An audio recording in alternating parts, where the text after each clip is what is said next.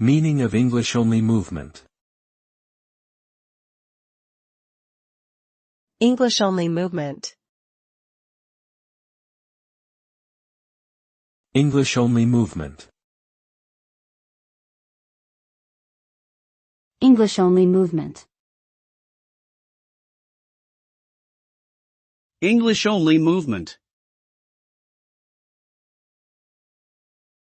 The English-only movement refers to a political movement advocating for the use of only the English language in official government business and public settings. Proponents argue that it promotes national unity and enhances economic competitiveness.